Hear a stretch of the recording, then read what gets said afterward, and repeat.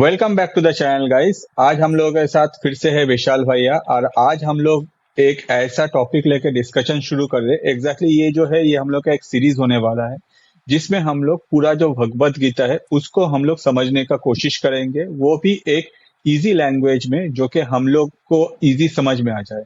अगर हम लोग देखें तो भगवत गीता संस्कृत में लिखा हुआ है और इसको पढ़ के समझने में हम लोग को काफी इसमें ज्यादा एफर्ट देना पड़ता है, मगर आज विशाल भैया हम लोग को हेल्प करेंगे भगवत गीता को समझने में। तो भगवत गीता को जानने में अगर आपको रुचि है तो मैं आपको रिक्वेस्ट करूंगा कि हमारे सारे जो इस सीरीज में जितना भी एपिसोड है आप प्लीज देखिए। आपका जीवन में आपको बहुत कुछ इससे हेल्प मिलेगा। जैसे हम लोग को पता है कि भगवत गीता एक ऐसा रिलीजियस बुक है जिसमें हम लोग का सारा जो क्वेश्चन है, दुनिया में जितना भी क्वेश्चन है सब कुछ आपको वहां से मिल जाता है आंसर। विशाल भैया welcome to the channel firstly. नमस्कार। तो विशाल भैया जैसे आपको पता ही है कि आज हम लोग का जो टॉपिक है वो है भगवत गीता। मैं आपको पहले जो मेरा क्वेश्चन है कि भगवत गीता एग्जैक्टली है क्या। हम सबको पता है कि ये एक किताब है, मगर इसमें क्या है या फिर इनके भगवत गीता के बारे में एक छोटा सा डिटेल्स हम लोग को थोड़ा सा प्रोवाइड कर दीजिए। जी, भगवत गीता में भगवान श्री कृष्ण जो हैं वो अर्जुन को लाइफ को जीने के तरीके बता रहे हैं कि हमको लाइफ को किस तरह जीना चाहिए।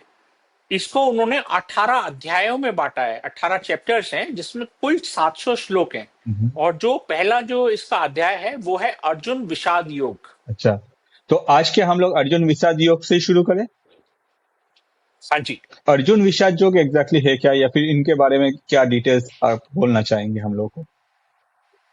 जी, एक्चुअली अर्जुन विषाद योग को समझने के लिए इसका स्पिरिचुअल और इसका जो हिस्टोरिकल है अ, अर्थ है वो आपको समझना पड़ेगा। हम्म। इसका हिस्टोरिकल अर्थ है कि एक दो भाइयों के बीच में, दो संबंधियों के बीच में झगड़ा हो रहा है, युद्ध हो रहा है।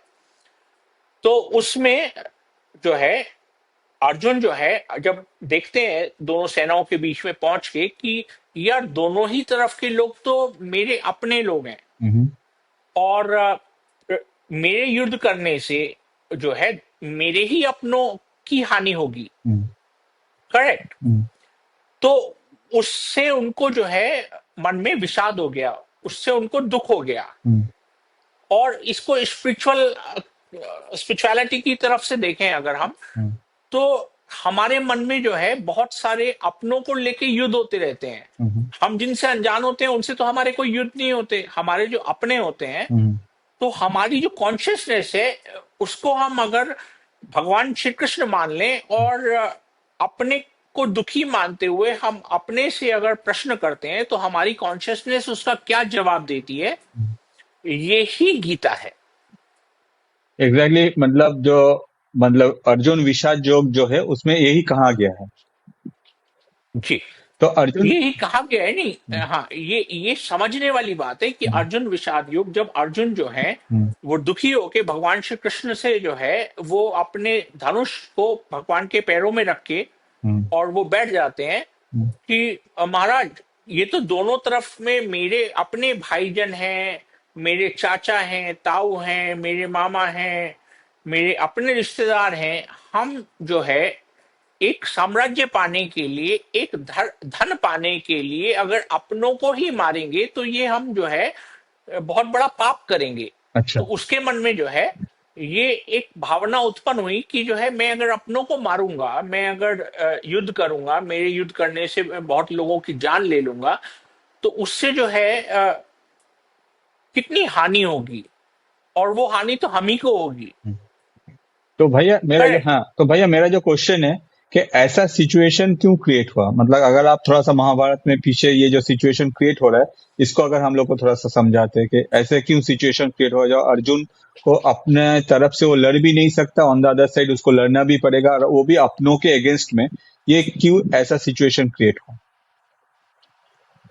देखिए, हर एक्शन का एक रिएक्शन होता है।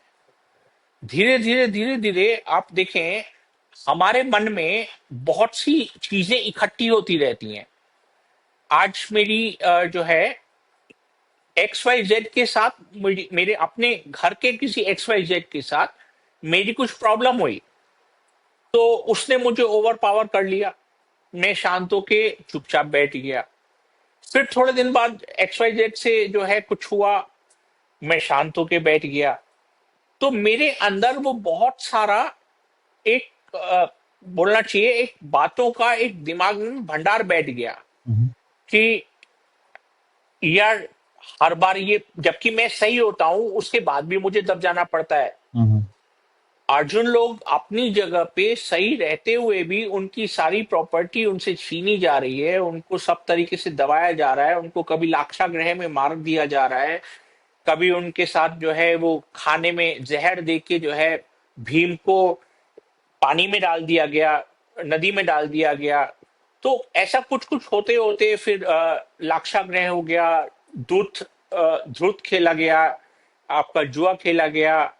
तो इस तरीके से बहुत कुछ होते होते उनसे सब कुछ उनका छीन लिया गया, और उसके बाद शर्त रखी गई कि आप जो है 13 वर्ष तक, 14 वर्ष तक आप रहोगे वनवास में, और 1 वर्ष आप रहोगे गोपनीय तरीके से। तो जो है आपको कोई ढूंढना नहीं चाहिए। उन्होंने जब अपना वो पूरा कर लिया टाइम, उसके बाद वो वापस आके जब अपना राज मांगे तो उसको कह दिया गया कि मैं सुई की नोक के बराबर भी नहीं दूंगा। तो अब उनको अपना हक तो लेना है। उस हक को लेने के लिए भगवान श्री कृष्ण जो है राज्यसभा में दूत बन के जाते हैं, उनका भी अपमान होता है। तो पहले भी जो है द्रुत क्रिया में द्रौपदी का भी अपमान हुआ था। तो बहुत कुछ ऐसा इकट्ठा हो गया था कि अब उनके पास और कोई रास्ता नहीं था, अपना हक लेने के लिए उनको लड़ना ही था। अच्छा। इसलिए ये महाभारत का युद्ध हुआ कि अधर्म पे धर्म की जीत करने के लिए भगवान श्री कृष्ण ने इस युद्ध का साथ दिया। तो भैया मेरा जो नेक्स्ट क्वेश्चन है, जैसे हम लोग को पता है कि जी। अगर कोई भी युद्ध या फिर वार में जाता है, at that point of time उनका जो माइंड सेटअप रहता है कि हमेशा आगे वाले के ऊपर अटैक करते हैं या फिर उनका जो हानि है जितना हो सके तो उन लोग का लॉसेस करवाओ। मगर यहाँ हम लोग देख रहे हैं कि जो अर्जुन थे वो काफी इमोशनल है। ऑन द अदर साइड वो अपने तरफ से डिसीजन ठीक से नहीं ले पा रहा है, जिसके वजह से ही वो कृष्ण भगवान के पास गए। तो इसके पीछे रीजन क्या है, वो क्यों इतना इमोशनल हो गए, या फिर इसके पीछे मेजर रीजन क्या है? इसके पीछे सबसे बड़ा रीजन है कि वो बहुत कोमल हृदय वाले व्यक्ति हैं। उन्होंने जब अपने गुरुओं को, अपने पितामह को, सबको देखा, तो उनको जो है मन में ऐसा हो गया कि मैं इनको क्यों मारूं। अपने अपनी चीज हासिल करने के लिए भी अगर मैं इनको मार देता हूं तो ये मेरे लिए हानि ही है। जैसे आप, अगर हम इसको अपनी साधारण भाषा में, साधारण जिंदगी में अगर हम आपको अपने आप को देखें कि हम क्या अपने माता पिता से झगड़ा कर सकते हैं? नहीं, झगड़ा तो होता ही है ऐसे, कभी कभी बचपन में तो ज्यादा ही होता है माता पिता से झगड़ा। मम्मी कुछ बोल देती है तो हम लोग सुनते नहीं, नहीं, झगड़ा पढ़ाई करो। होता है, झगड़ा होता है, किंतु क्या हम उनको जान से मार देने की वो रखते नहीं हैं? नहीं, वो बात तो कभी भी नहीं, वो तो मतलब अलग ही बात है। हम अपने दादा पे, अपने माँ बाप पे, अपने भाइयों पे शस्त्र उठा सकते हैं? नहीं। और जब हम, आपने जो कहा कि हमारा झगड़ा हो जाता है, झगड़ा होने के बाद जब हम एकांत में बैठते हैं और उस झगड़े के बारे में सोचते हैं, तो हमारी कॉन्शियसनेस हमको धिक्कारती है कि नहीं धिक्कारती है? ऑब्वियसली। कहती है ना हमारी कॉन्शियसनेस हम्म, कि ठीक है यार, उन्होंने जो भी कहा अपनी दृष्टि से उन्होंने सही कहा। हम्म, करेक्ट। हम्म। सो यहाँ कृष्ण जो है वो कॉन्शियसनेस है, अच्छा। और हम जो है वो अर्जुन है। अच्छा। ओके। तो इसी तरीके से आप इस चीज को समझिए कि हम अपनी कॉन्शियसनेस से बात कर रहे हैं। हम अपनी कॉन्शियसनेस में बोल रहे हैं कि नहीं, मैं अपने दादा दादी को नहीं मार सकता हूं, मैं अपने चाचाओं पे तीर नहीं उठा सकता हूं, जो गुरु ने मुझे शिक्षा दी है मैं उसको नहीं मार सकता हूं। तो मैं यहां दुख कर रहा हूं। तो अर्जुन यहां दुख कर रहा है। कोई भी झगड़ा होता है ना, हम्म, तो हम तुरंत, किसी ने जो है हमको गुस्से में कुछ कहा, हम्म, तो हम जो है एकदम रिएक्शन देते हैं। हम्म, हम सही तरीके से सोच समझ के एक्शन नहीं करते उस पे, हम्म, हम रिएक्शन देते हैं। तो एक्शन करना चाहिए, रिएक्शन नहीं। Getting my point? हम्म। तो मेरा जो नेक्स्ट क्वेश्चन है भैया कि अर्जुन का अंदर में जो चल रहा था उसको क्यों विषाद कहा जा रहा है? क्योंकि ये तो एक वार है, और वार में अगर कोई भी एक वॉरियर है या फिर कोई एक सोल्जर है उसके अंदर अगर ऐसा कुछ विषाद आता है तो ऑब्वियसली वो वार पे इफेक्ट करेगा।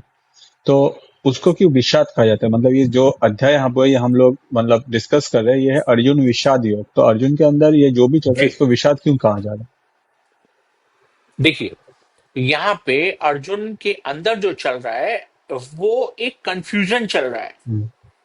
वो दो जगह से वो वॉरियर है।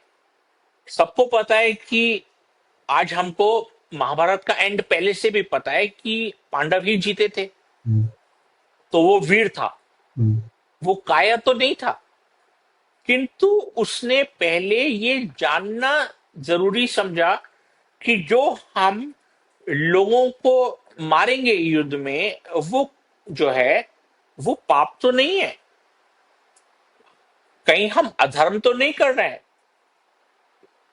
तो वो थोड़ा कंफ्यूजन में था, वो दुखी था, और उसको राह चाहिए थी, और राह दिखाई श्री कृष्ण ने। तो भैया मेरा जो नेक्स्ट क्वेश्चन है कि अर्जुन को किस चीज का सबसे ज्यादा कंफ्यूजन था या फिर डर था कि अगर वो जीत जाता है तब भी जो है उनका ही जो रिलेटिव्स है वो मर जाएंगे या फिर उन लोगों को मारना पड़ेगा, या फिर उनको ये डर था कि भाई मैं अगर हार जाता हूँ at that point of time मतलब मेरा तो हार ही हो जाएगा। उसको क्या चीज उनके अंदर चल रहा था? सबसे पहली चीज, हारने का कोई मतलब ही नहीं था। कृष्ण उनके साथ थे, और जिसके साथ कृष्ण है उसके साथ जीत है, जिसके साथ धर्म है उसके साथ जीत है। तो हारना पॉसिबल ही नहीं था। हम्म। अर्जुन के पास हर तरीके की युद्ध विद्या थी, हर तरीके के अस्त्र शस्त्र थे। तो उसका हारने का कोई मतलब ही नहीं था। उसको सिर्फ यही कंफ्यूजन था कि अगर मैं अपनों को मारूंगा तो मैं गलत करूंगा। अच्छा। थोड़ी सी धन संपत्ति के लिए मैं अगर अपनों को मार देता हूं तो वो मैं गलत करूंगा। हम्म। वो कायरता नहीं थी। समझ गए। तो भैया मेरा जो नेक्स्ट क्वेश्चन है कि अर्जुन के अंदर ये सब जो चल रहा था कि एक साइड में उसका ये चल रहा था कि भाई मुझे ये जो युद्ध है ये जीतना है, क्योंकि मुझे जो मुझे हम्म, मिलना चाहिए वो मुझे नहीं मिल रहा है और ये सब मेरे बीच में आ रहा है।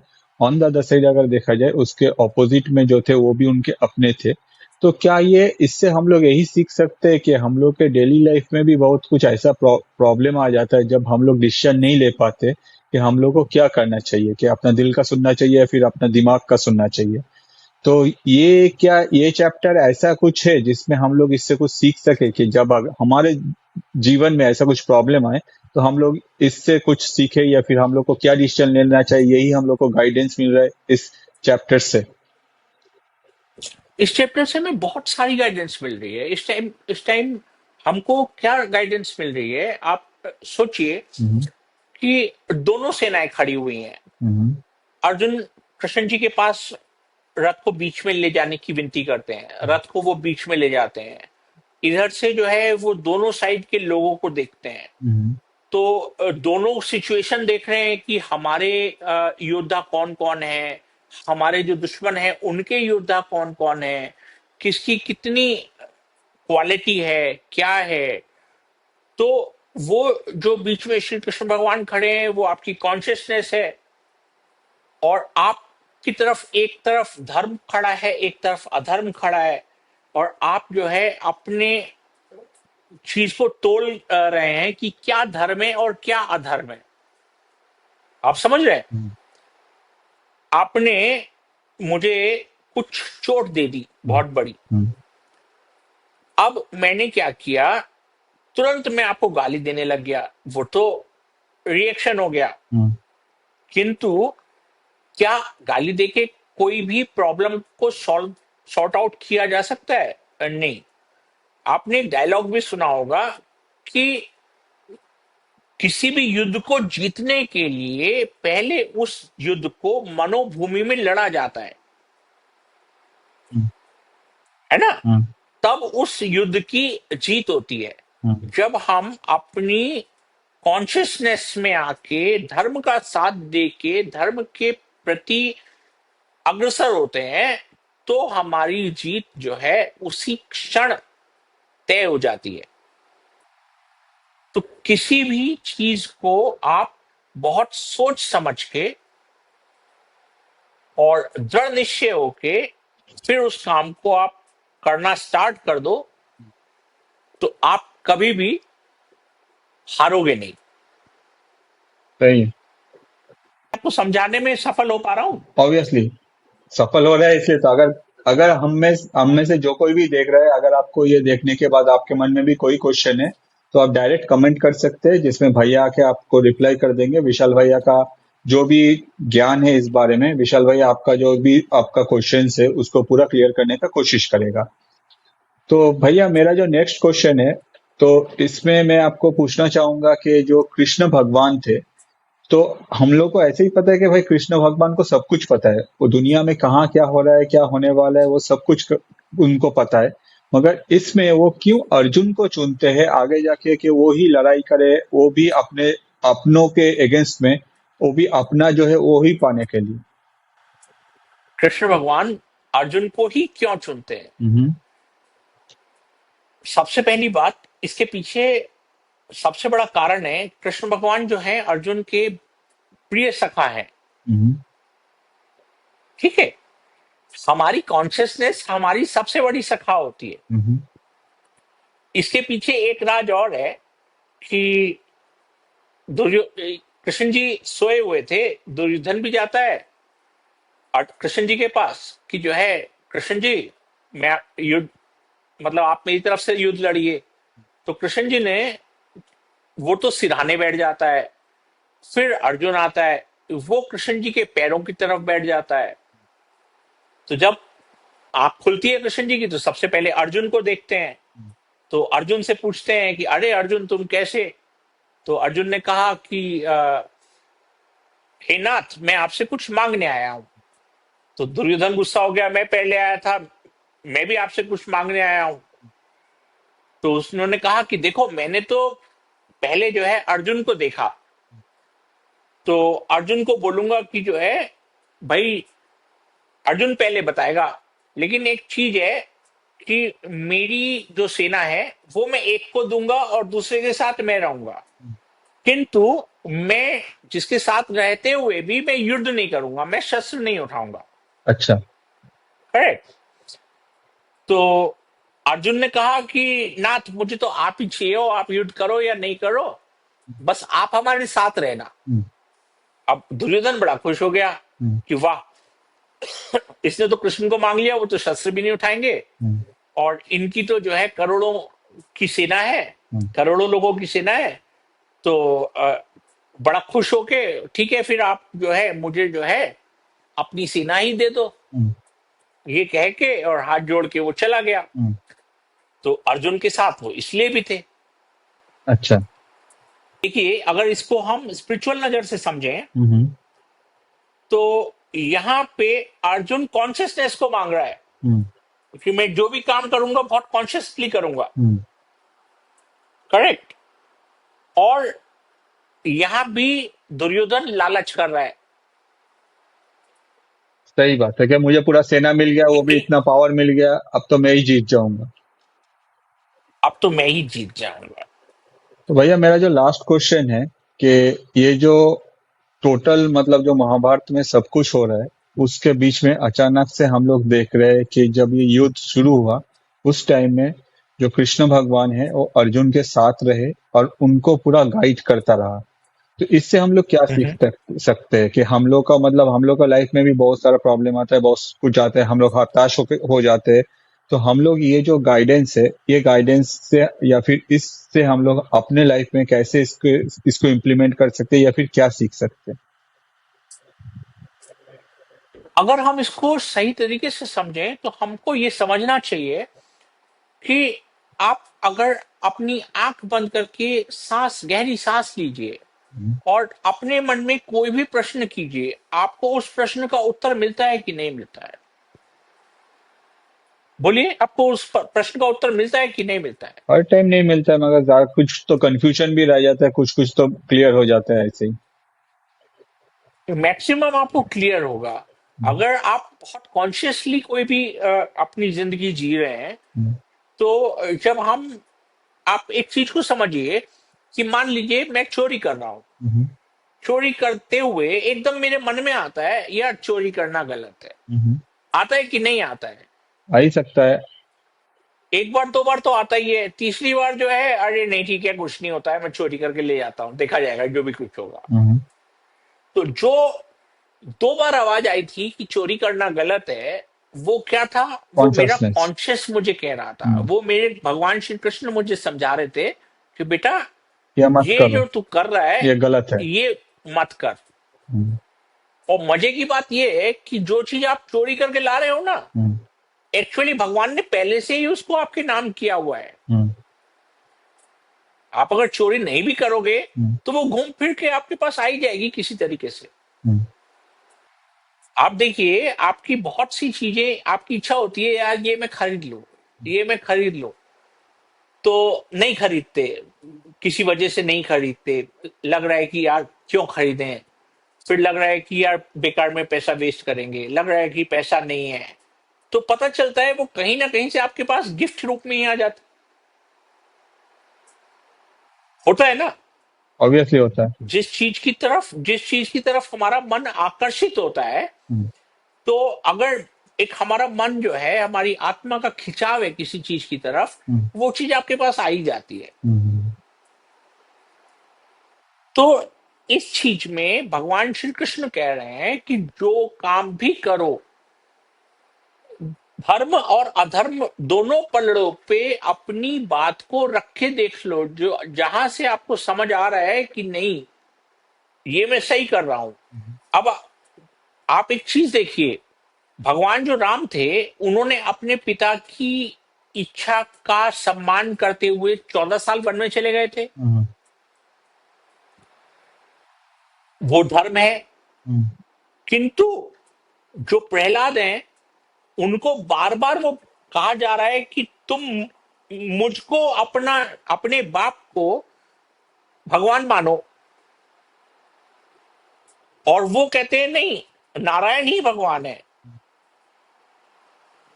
इधर भक्त प्रहलाद भी बहुत बड़े हैं, इधर राम भी बहुत बड़े हैं। हम्म। तो पिता की तो वो पिता की बात मान रहे हैं, ये पिता की अवहेलना कर रहे हैं।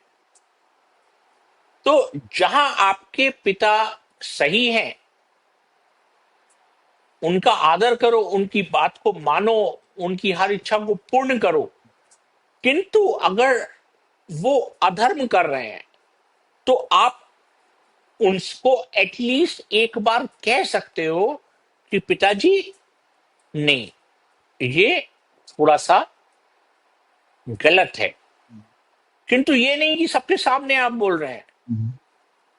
एकांत में जाके अगर आप उनको समझा पाए तो समझाइए, सही। है ना? तो हम्म। ये भी तो एक युद्ध ही है। तो यही गीता का ज्ञान है। तो भैया, आज के लिए हम लोग यही इसको स्टॉप करते हैं। हम लोग नेक्स्ट जो चैप्टर है वो हम लोग नेक्स्ट एपिसोड में डिस्कस करेंगे। होपफुली आप में से जो कोई भी ये एपिसोड देख रहे हैं आपको ये समझ में आ गया है। अगर आपका कुछ भी क्वेश्चन है भैया से तो आप प्लीज कमेंट कीजिए, भैया इसका खुद रिप्लाई कर देंगे। अगर आपके लाइफ में कोई भी प्रॉब्लम है या फिर अगर आप कुछ भी हम लोग के साथ डिस्कस करना या फिर शेयर करना चाहते हैं तो मैं आपको रिक्वेस्ट करूंगा, कमेंट कीजिए। या फिर अगर आपके फैमिली में कोई भी इस फेज से जल रहा है जहां वो अपना डिसीजन नहीं ले पा रहे या फिर उनके लाइफ में भी बहुत सारे कंफ्यूजन भरा हुआ है, तो मैं आपको रिक्वेस्ट करूंगा ये वीडियो उनके साथ शेयर कीजिए। ऑन द अदर साइड, अगर आप चाहते हैं कि हम लोग ऐसे ही आप लोगों के लिए और भी वीडियो लाए तो मैं आपको रिक्वेस्ट करूंगा प्लीज चैनल को अपने दोस्तों के साथ शेयर कीजिए, सब्सक्राइब कीजिए और कुछ भी अगर जानना है तो कमेंट कीजिए। आज के लिए इतना ही। नेक्स्ट जो चैप्टर है वो हम लोग लेके बहुत ही जल्दी आ जाएंगे। ये वीडियो एंड तक देखने के लिए आपको मेरे और विशाल भैया की तरफ से बहुत सारा धन्यवाद। नमस्कार। नमस्कार विशाल भैया। जय श्री कृष्णा। जय श्री कृष्ण।